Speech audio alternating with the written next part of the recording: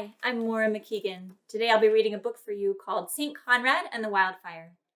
I'm the author of this book, and the illustrator is Patty Borgman. St. Conrad and the Wildfire.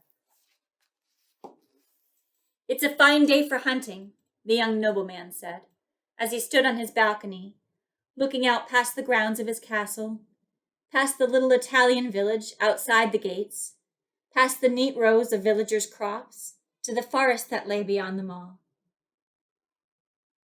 Yes, it is, Conrad, replied his wife from her place beside him. When will you be leaving? Any minute now, answered Conrad. The groomsmen are saddling the horses. Do you see them down there, Euphrosyne? Pointing, he directed his wife's gaze to a group of men in the stables below. My best servants will ride with me. They'll whistle when they're ready, and then we'll be off. Please take care, Euphrosyne said, looking into her husband's eyes with a quiver of unusual fear. Something in the air feels strange today. Conrad squeezed her hand. I will return safely later tonight. I promise. A whistle from below met their ears. That's my signal, Conrad said. He smiled at his wife and headed downstairs to join the hunting party. Hours later, Conrad and his servants, horses and hunting hounds, trod quietly over sticks and leaves, waiting for a prized deer they had spotted earlier to emerge. Drops of sunlight dappled their path beneath the tall shading arms of hundreds of ancient trees. The deer has escaped us all morning, Bernard, Conrad said to the servant riding beside him. What do you suggest we do, sir? Asked Bernard. Let's smoke it out, Conrad answered. Bernard nodded and signaled the other servants, who began gathering brushwood. On Conrad's orders, Bernard arranged the kindling in a clearing and set the stack ablaze. The flames leapt upwards, catapulting sparks and filling the air with smoke. The hunters waved the smoke away from their faces and squinted, searching for signs of the animal they had spent the day tracking. A pair of antlers with 10 points tore through the trees, and the men and hounds moved to chase the red deer.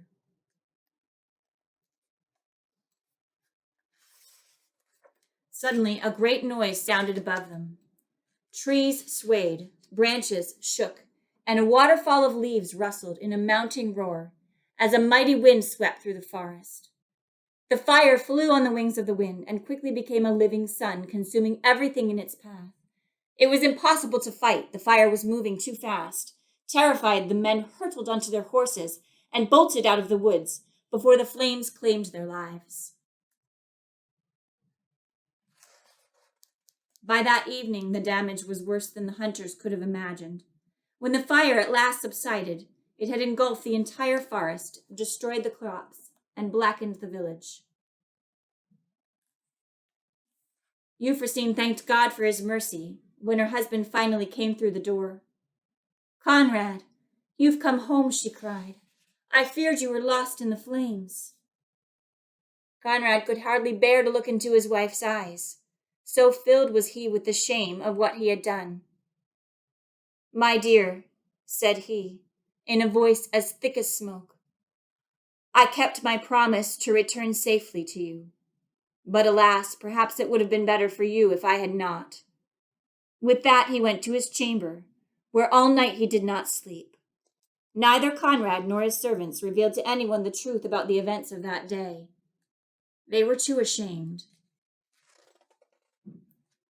The next morning, Bernard pounded on the door of Conrad's chamber.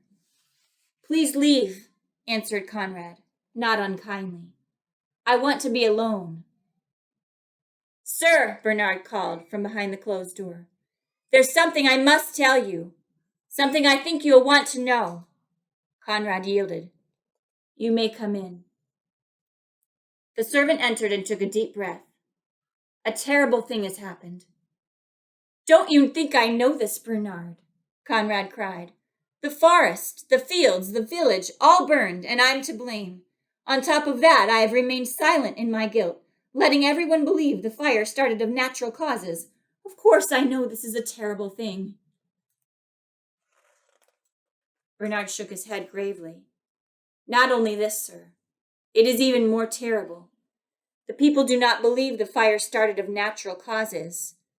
They have arrested poor old Clement and forced him to confess.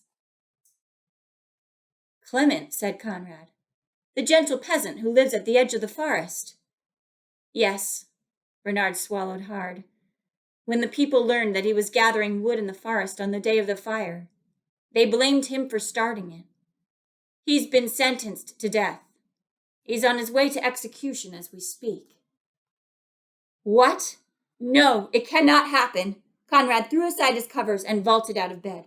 Come, Bernard, we must tell them the truth before Clement pays for my negligence with his life. Minutes later, they were tearing through the castle gates and onto the main village street, where a crowd was jeering at a frail old man as the chief constable pushed him roughly along the road.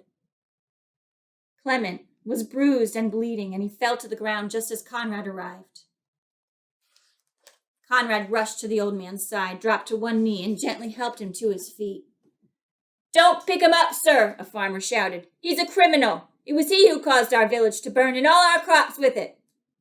No, he's innocent, Conrad cried. Innocent as a lamb. Clement didn't start that fire, I did. It was an accident. I was trying to smoke out game and the wind turned. Before I knew it, the whole forest was going up in flames. I came home and lost my senses in my guilt. Conrad knelt before Clement with great sadness in his eyes. Forgive me, friend, for the grievous wrong I have done you. I assure you I will atone for my mistakes. Clement met Conrad's gaze. His whole body shook with pain and relief. I forgive you, sir, Clement said weakly. God bless you for telling the truth. The chief constable stepped forward. Conrad, do you realize what this means for you? You must now make restitution to every person your carelessness harmed. You must pay them back for all they've lost. I will, Conrad said, his voice broken with sorrow.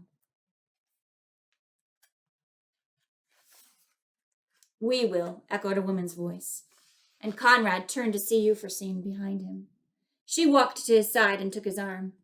I will stand by my husband, and we will make amends together, even if it means relinquishing all that we own.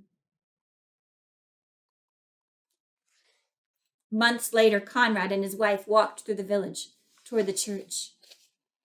We have made restitution to all the people who lost their homes and fields, and nearly all our treasure is gone, Conrad said. But strangely, I feel better than I ever have. Giving away our fortune to the people has been freeing in a way I've never known before. I feel the same way, answered Euphrosyne. For the first time in my life, I am almost poor, and yet I feel richer than I've ever been. My dear wife, I believe this is the finger of God directing our lives, said Conrad. Now that we've paid all our debts, we have just a little wealth left to our names. Tell me, what do you think about giving away all the rest? Euphrosyne stood still and took her husband's other hand. I have never heard an idea I liked more.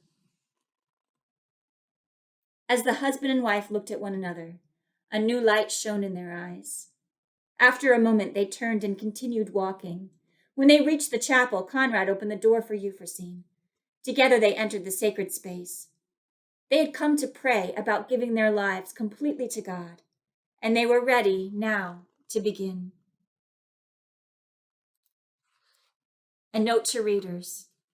This story is based on the life of Saint Conrad of Piacenza, who lived in Italy in the 14th century.